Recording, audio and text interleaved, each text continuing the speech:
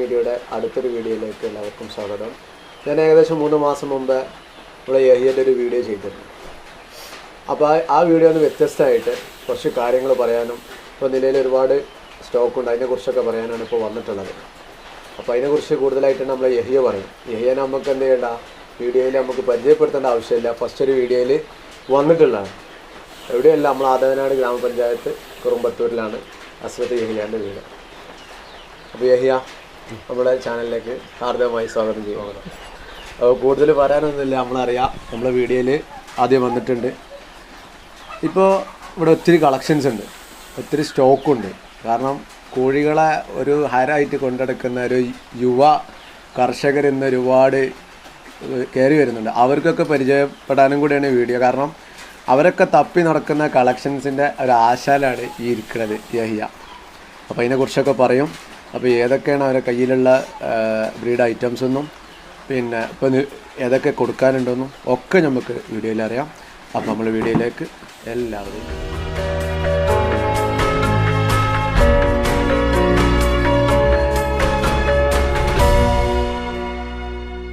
ഏതൊക്കെ വന്നിട്ടുണ്ട് നിലവിൽ? ഇപ്പോൾ പുള്ളിക്കോഴിക്കാണ് കൂടുതൽ മാർക്കറ്റ്. അപ്പോൾ പുള്ളിക്കോഴി, തലശ്ശേരി കോഴി അതൊക്കെയാണ്.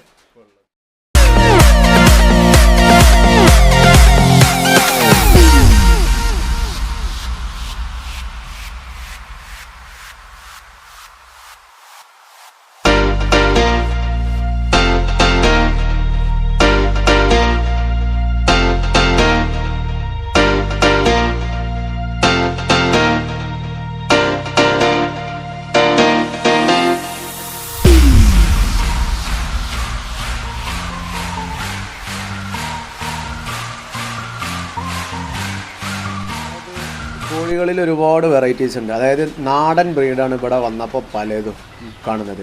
കാരണം ഇപ്പോൾ കോഴികളിൽ ഇങ്ങനെ പോയിട്ട് ക്രോസ് ബ്രീഡ് ഇറങ്ങി നാടൻ കോഴി ഏതാ, അല്ലെങ്കിൽ പിന്നെ കരിങ്കോഴി ഏതാ, തൊപ്പിക്കോഴി ഏതാ, പുള്ളിക്കോഴി ഏതാ, അതൊക്കെ അറിയാതായിട്ടുണ്ട്. കാരണം കോഴികളെ കാണുമ്പോൾ ക്രോസായി ഇങ്ങനെ വന്നിരിക്കുകയാണ്. അപ്പോൾ കറക്റ്റായിട്ട് എത്ര തരം കോഴികളുണ്ട് നാടൻ കോഴികളിൽ? അത് കൂടുതൽ ആധികാരികമായിട്ട് എനിക്ക് പറയാൻ അറിയില്ല.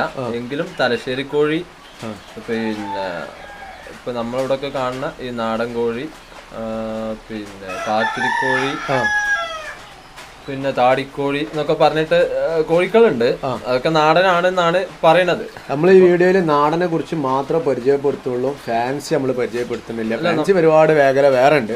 അല്ല, നമ്മളടുത്ത് ഇവിടെ നാടൻ കോഴി അല്ലാതെ BB380 ഉണ്ട്, പിന്നെ ആസ്ട്രോലോർപ്പ് ഉണ്ട്. അപ്പൊ നിങ്ങൾ ഈ വീഡിയോക്ക് വേണ്ടിയിട്ടാണ് അപ്പൊ ഇതൊക്കെ പുറത്തേക്ക് വിട്ടിക്കണത്. അല്ലെങ്കിൽ എല്ലാരും സെപ്പറേറ്റ് കൂട്ടിലാണ്. നാടനെ മാത്രമേ ഞാൻ പുറത്തേക്ക് വിടലുള്ളൂ. ഇപ്പോൾ ആവശ്യക്കാർ അന്വേഷിച്ച് നടക്കൽ കുട്ടികളെല്ലാം വലിയ മുട്ടയിടുന്ന കോഴികളുണ്ടോ, വലിയ കോഴികളുണ്ടോ എന്നൊക്കെയാണ് ചോദിക്കണത്. ഇപ്പോൾ ഇത് ഇവിടെ അങ്ങനെ കൊടുക്കാൻ പറ്റിയ കോഴികളായിട്ടുണ്ടോ? ഉണ്ട്, വലിയ കോഴികളുണ്ട്. ആവശ്യക്കാർക്ക് വേഗം ബന്ധപ്പെടാം. ഒരു അത്യാവശ്യം എത്ര കളക്ഷൻസ് ഉണ്ടാകുമ്പോൾ കൊടുക്കാൻ ചോദിക്കണവർക്ക് സാധനം കൊടുക്കാനുണ്ട്. പിന്നെ വിലയും കാര്യങ്ങളൊക്കെ നമ്മൾ ചെയ്യണ നമ്പർ കൊടുക്കുന്നുണ്ടാവും, അതിൽ നിങ്ങൾ ബന്ധപ്പെടുക. കാരണം അത് 1 മാസം, 1.5 മാസം, 2 മാസം, 4 മാസം, 5 മാസം പല പ്രായമായതാണ്. അപ്പോൾ അതിൻ്റേതായ വിലകളുണ്ടാവും. ഓക്കെ, എങ്ങനെയാണ് വിലയിലൊക്കെ സ്റ്റാർട്ട് ചെയ്യുന്നത്? ഇപ്പോൾ നമ്മളിവിടെ ഡേ ഓൾഡ് കുഞ്ഞുങ്ങളെ കൊടുക്കണ 50 റുപ്യക്കാണ്. പിന്നെ അവിടെ നിന്നാണ്ട് മുകളിലേക്ക്. ഓക്കെ, ഇപ്പോൾ ഇവിടെ പുള്ളിക്കോഴികളുണ്ട് പറഞ്ഞത്. പുള്ളിക്കോഴികളെ കൊടുക്കാനുണ്ട്. അപ്പോൾ ചേക്കോഴികളുണ്ട്. ചേക്കോഴി എന്ന് പറഞ്ഞാൽ മലപ്പുറം ഭാഗത്ത് ചേക്കോഴി എന്ന് പറഞ്ഞത് പലരും ചോദിച്ചിട്ടുണ്ടായി. എന്താ, ഞങ്ങളുടെ നാട്ടിലൊരു ഭാഷയാണ് ചേക്കോഴി, ചേവല്, പെടക്കോഴിൻ്റെ പെടാന്ന് പറയും. അങ്ങനെ പല സംഭവങ്ങളുണ്ട്. പിന്നെ ചില ഭാഗത്ത് പൂവൻകോഴി, പൂവൻകോഴിയാണ് കോമൺ ആയിട്ട് പറയാം.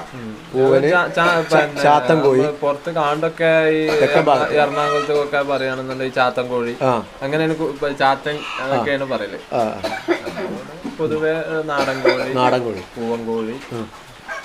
ഇപ്പോൾ പിന്നെ പെടക്കോഴികളിൽ ഇപ്പോൾ എത്ര സ്റ്റോക്ക് ഉണ്ട് കൊടുക്കാൻ? സാധാ നാടൻ, നമ്മൾ പുള്ളിക്കോഴി അല്ലാത്ത നാടൻ ഉണ്ട്, ഒരു 10-100 കോഴി ഉണ്ട്.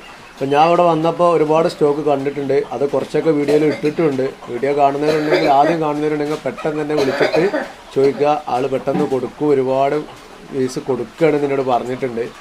അപ്പോൾ തീരുന്നതിന് മുമ്പ് തന്നെ എല്ലാവരും വിളിക്കുക.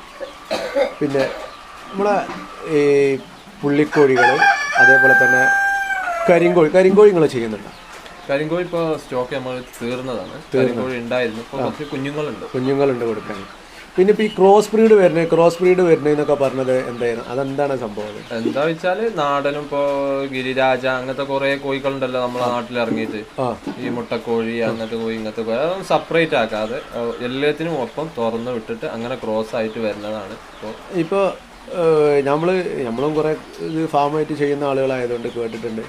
കഥക്കിനാഥ്, പിന്നെ അതേപോലെ തന്നെ തേനീക്കോഴി, രാജാറ്റു, ഇതൊക്കെ ഉണ്ട് ഇവിടെ. രാജാറ്റു ഉണ്ട്. കടക്ക്നാഥ് എന്ന് പറഞ്ഞാല് കരിങ്കോഴിയാണ്. കരിങ്കോഴി അതായത് കടക്ക്നാഥ് എന്നുള്ള നാട്ടിലുള്ള കോഴിയാണ് എന്നാണ് പറഞ്ഞു കേട്ടിട്ടുള്ളത്. നമുക്ക് ആ സാധനം ഇവിടെ കിട്ടിയിട്ടില്ല. ഇവിടെ ഏറ്റവും കൂടുതൽ കളക്ഷൻസ് ഉള്ളത് നാടൻ കോഴികളാണ്, അതും കൂടെ പറയാം. മറ്റേതൊക്കെ പേര് നമ്മളെ ഒരു ഇതിനൊപ്പമുള്ള എല്ലാം കൂടെ വേണമല്ലോ എന്നുള്ള നിലയിലാണുള്ളത്. കൂടുതൽ നാടൻ വെറൈറ്റീസും നാടൻ കോഴികളാണ് നമ്മൾ കൂടുതൽ ഫോക്കസ് ചെയ്യുന്നത്. പിന്നെ അദ്ദേഹം ഒരു ഏകദേശം ഒരു 10 വർഷത്തോളമായിട്ട് ഈ ഫീൽഡിലുണ്ട്. കൂടെ തന്നെ അവർക്ക് ഭക്ഷണം കൊടുക്കുന്നത് ഗോതമ്പ്, പിന്നെ എന്തൊക്കെയാണ്, ഗോതമ്പ്, ലെയർ, സ്റ്റാർട്ടർ, പിന്നെ വേറൊന്ന് ലാർവയുണ്ട് അല്ലേ?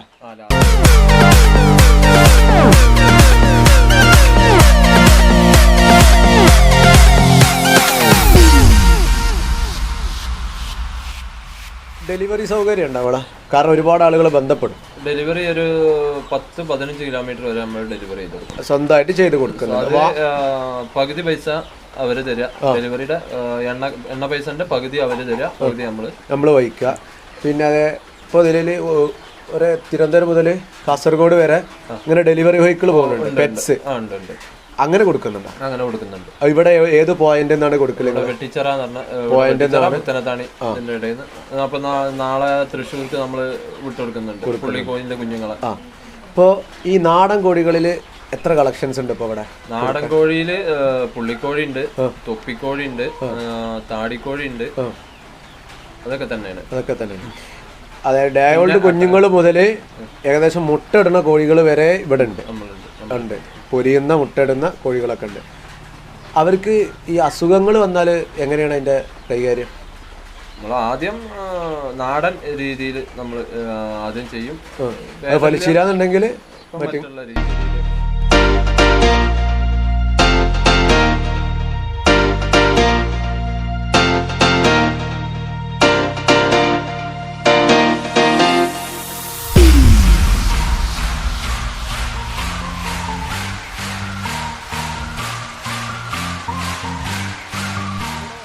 കാര്യമായിട്ട് ഇൻക്യുബേറ്ററിലാണോ വിരിയിക്കണത്, അതേപോലെ മെഷീനിലാണോ, അല്ലെങ്കിൽ അടവെച്ചാണോ? അങ്ങനെ രണ്ടുണ്ട്. അടവെച്ച് വിരിയിക്കണതുണ്ട്, മെഷീനിൽ വിരിയിക്കുന്നതുണ്ട്. ഓക്കെ. അപ്പോൾ എല്ലാം ഈ അടവെച്ച് വിരിയിക്കുന്നതിൻ്റെ പുറമെ മെഷീനിലുണ്ട്. ഈ മെഷീനിൽ വിരിയുന്ന കുട്ടികൾക്ക് വാക്സിനേഷൻ ഒക്കെ കൊടുക്കലുണ്ടെന്ന് കേൾക്കാം. അതൊക്കെ ചെയ്യാറുണ്ട്. അത് 7-ാം ദിവസം, പിന്നെ 14-ാം ദിവസം, പിന്നെ 45 ലാസ്റ്റ് സെയിലായി കൊടുക്കുന്നുണ്ട്. ഞങ്ങളെ കുഞ്ഞുങ്ങളെ മാത്രമേ കൊടുക്കുന്നുള്ളൂ, കോഴിമുട്ട ഇല്ല. വീഡിയോ അവസാനിക്കുകയാണ് ഇവിടെ. ചാനൽ ആദ്യമായിട്ട് കാണുന്നവരുണ്ടെങ്കിൽ സബ്സ്ക്രൈബ് ചെയ്യുക, ലൈക്കും ഷെയറും കമൻസൊക്കെ കൊടുക്കുക, എല്ലാവർക്കും സപ്പോർട്ട് ചെയ്യുക. പിന്നെ അത് മാത്രമല്ല, കാണുന്നവരെല്ലാവരും കർഷക ഗ്രൂപ്പുകളിലേക്ക് ഈ വീഡിയോ ഷെയർ ചെയ്ത് കൊടുക്കണം. കാരണം ഷെയർ ചെയ്ത് കൊടുക്കുന്നതിലൂടെ പല ആളുകൾക്കും ഇതിന് ഗുണം ഉണ്ടാവും, നമ്മൾക്കും അതുപോലെ ഒരു ഗുണം ഉണ്ടാവും എന്ന് പ്രതീക്ഷിക്കുക. അപ്പോൾ എല്ലാവർക്കും നന്ദി.